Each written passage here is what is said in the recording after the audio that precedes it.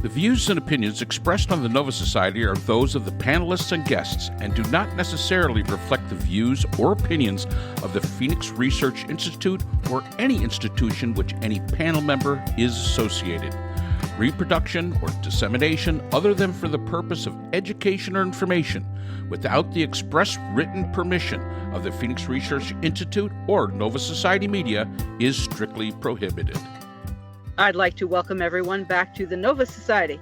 I'm your host, Dr. Brooklyn Ann Weldon, and I'm here with my panel, Dr. Scott Gershwer and Dr. Mark Bound. Today, our panel will once again be answering questions from our listeners.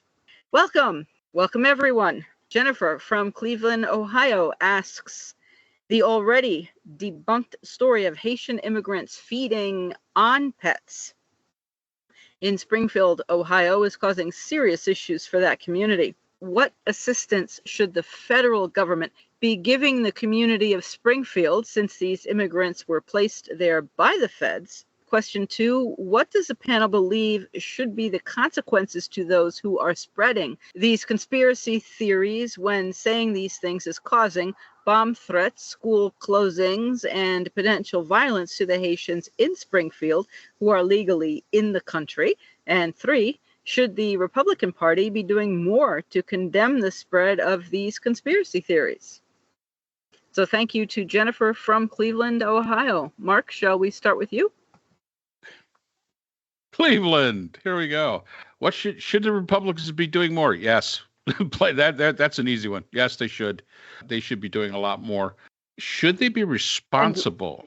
And what should they be doing in your view? They should be denouncing this.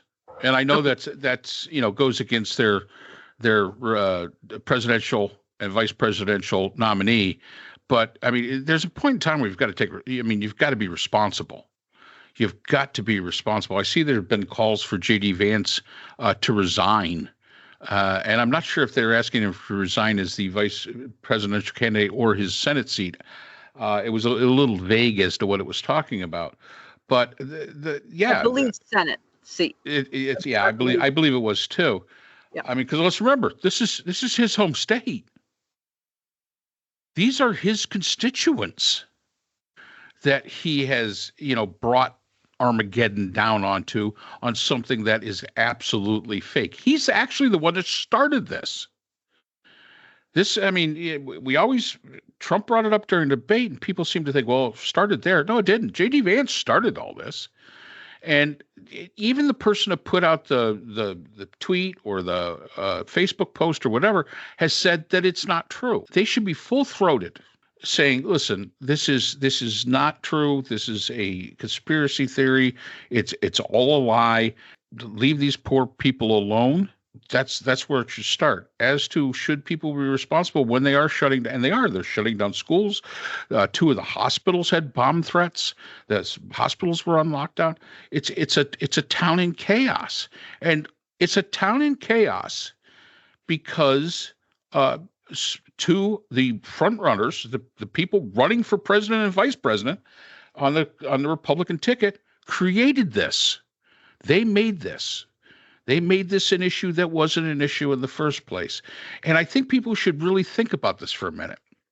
What if they were to say that it was Danbury, Connecticut, or Spartanburg, South Carolina, or East Jesus, Oklahoma?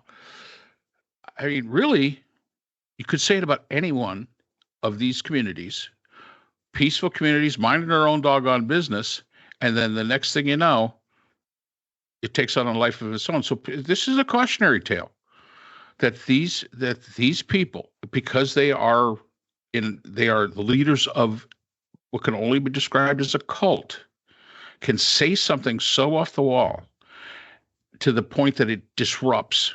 The police of Springfield have denounced it. The mayor has denounced it. The city manager has denounced it. The person that wrote the original, I believe it was Facebook post, denounced it. Citizens of Springfield are denouncing it, but the crazy people are going out there and treating this as if it's real. And this could be any community. this could be any community whatsoever. And I think that's something that people need to be. What should the federal government do? Whatever the governor of Ohio asks them to do. But I did notice that, the governor of Ohio, he's not really very right. He's kind of a centrist as far as Republicans concerned, if there is such a thing today. He isn't full throat. He's being very cautious in how he downplays this. I mean, the politicians in Ohio, because Ohio still is a red state, are being extremely cautious and very judicious in how they're handling this, just not to rock the boat as far as with Trump and with the Trump supporters. And I think that's telling too, that they have that much influence, that sanity and reality doesn't matter. Yeah, I noticed that Governor DeWine has not called either Trump or Vance by name. He's just asked that this please stop and so on and so forth, but I've not heard him directly say to Trump and Vance that you need to stop. And Vance has claimed more than once that he is responding to constituent phone calls to his office, that this is real and this has been observed, and 30 miles away in Dayton somebody saw this or somebody saw that. But he's not really provided proof. I mean, he's not gone there. In my view, he is simply saying whatever he feels like saying and saying that this is true. So there's so many aspects of this that are still unclear, including the size of the population, that it's a little hard to kind of get my mind around it. First, we should point out that these Haitian migrants are legal. They are the children, you might say, of a 1990 law called temporary protected status. Their own country is, as in Donald Trump's words, a shithole country. They're escaping human rights abuses, crippling poverty, basic lack of resources, basic resources, made much worse by the pandemic. Still a catastrophe. In 2010, there was a catastrophic earthquake there that decimated the Haitians, claiming 100,000 lives, overwhelming the government, which basically just collapsed under the weight of that. Only recently has their airport been opened again. Hundreds of thousands of Haitian immigrants have come to the United States holding temporary protected status. They're free once they're here to go wherever they want to go by law, and they have flocked, 20,000 or so have flocked to this town in Ohio because there are jobs available there that the local population wasn't taking, apparently. And that has created this issue. As protected migrants, they are eligible for some public benefits, including Medicaid and some SNAP and other public benefits. The federal government should step in and provide that for them instead of the local or even state government. So that is something. I know that Mike DeWine said that he's going to send them $2.5 million over the next couple of years to provide more healthcare options for people. There's a lot going on here, and it's not being made better by what Vance and then Trump have done with it. You mentioned Danbury, Connecticut, and we have a similar thing here with the local Brazilian population, which is enormous, and more people coming every day, and coming legally, sometimes staying illegally. Sometimes family members have to go back. I had a student last year who goes to visit her mother in Brazil. Her father is legal here. She was born here. But she has to go to Brazil to see her mother. And has younger brothers and sisters. I think that's a horrible thing. But this is the situation that we're in because we have not reformed our immigration policies here for quite some time. I mean, the last time we did comprehensive immigration reform was 1986. The USSR was still around. Cold War was still hot. It's incredible to me that we've let it go this long without changing it. And the additions and subtractions to those basic laws are certainly causing a lot of chaos in the country. But the population there appears to be hardworking. I know a lot of Haitian Americans, good Americans, good citizens, and this shouldn't be this big of a deal. And it's unfortunate that it has become a political football, but that's because mostly Vance, but then Trump in a widely watched debate bringing it up in the most negative way possible with what really amounts to a blood libel.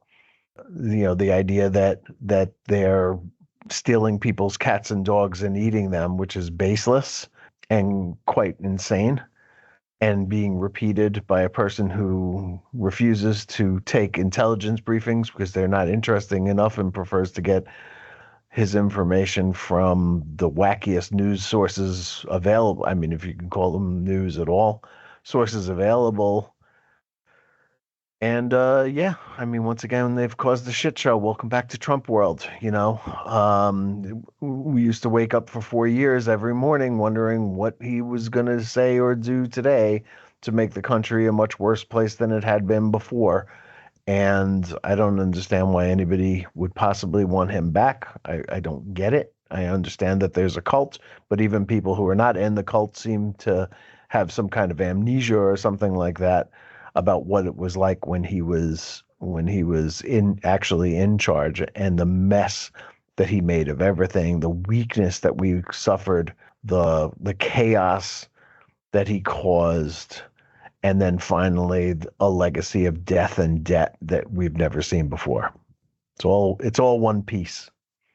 You get the whole thing from him. Yeah, and I, as you say, Scott, I don't understand how there is a dead heat for the presidency, given all this, and with the former president saying, well, he's going to start the mass deportation in Springfield, Ohio, when people are here legally. It's just stunning to me. And that they've got now the Proud Boys and the 3%ers or the Ku Klux Klan or whoever it is in the patrolling the streets in Springfield, Ohio, looking for evidence of pet eating, something like this, as well as all kinds of ongoing threats, and the rhetoric simply seems to be increasing. And it would not be surprising also for the like this what Dr. Bandy Lee calls Trump contagion to continue to spread to other states and towns in those states, with more accusations of this immigrant group or people eating this or that or the other. I don't know. Do you think that this is going to continue to spread? The Trump contagion? Yeah, and the claims of immigrants, whether they're here under protected status and documented claims of pets being eaten or this or that. Nobody can be smarter than their information sources allow them to be, right? So, yeah, I mean, the sky's the limit as far as how much this ship be sinking. And it's not, hopefully it's not a tenable situation, but it is one that we have to deal with at least in the short term. Yep. I mean, if there's one thing that's difficult to do, it's to predict what a cult is going to do other than follow their leader. that is one of those aspects of a cult that they will follow their leader. But as to where they go, it really all depends on which way the leader goes. And we've all seen that Trump is the element of chaos. So it's impossible for us to really make any kind of prediction as to how far this could go. Will it grow? My question is that if Kamala Harris wins the presidency, where does this cult go to? And that will be the question that's going to face. If Trump wins it, they'll never go away. They'll be it'll be forever, in my mind. But if Harris wins, this is going to be a national security issue, and it is going to take some real thought as to how we intend to deal with this element within our society, because the element is dangerous. We saw it on January 6th. We're seeing it now in Springfield, Ohio. We see it all over the place, that this is a dangerous element within. This is the threat from within. And sometimes the threat from within requires equally as much, if not more, aggressive steps to protect the citizenry than a threat from without. It's a shame that it's happening. These are people that weren't bothering anybody. And because somebody that can't tell the truth, but has a platform and has a cult-like following, was able to say this and gain the traction to the point where, as I say, schools are bomb threats in schools, where you've got hospitals going into lockdown because of threats, and everybody, all the leadership of the town of Springfield and the state government is saying, this is not happening, people. Nothing to see here. Move along. And the fact that people just cannot let this go. It kind of reminds me of the guy that went to Washington, D.C. to break up the blood-drinking child orgy factory in the basement of a pizza place that had no basement. What are we doing? I mean, it says a lot about this country. It says a lot about many of our fellow citizens. And I will say this, it makes me, when I go places, it makes me look at my fellow citizens a little differently, a little bit more suspicion. It's like, are you crazy? What are you capable of doing?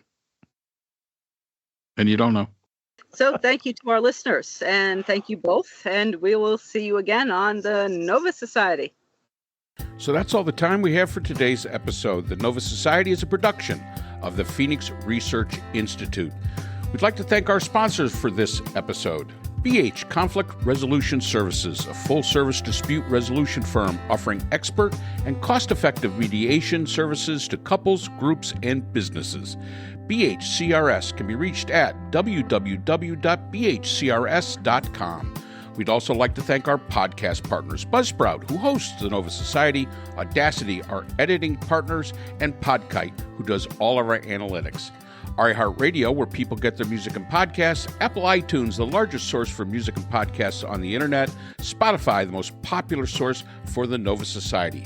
The Nova Society is available on all of these and other quality platforms. We'd like to thank all of our listeners. Without you, the Nova Society would not be possible. If you have a comment, question, or would like to be a guest on the Nova Society, we can be reached at nova.society.podcast@gmail.com.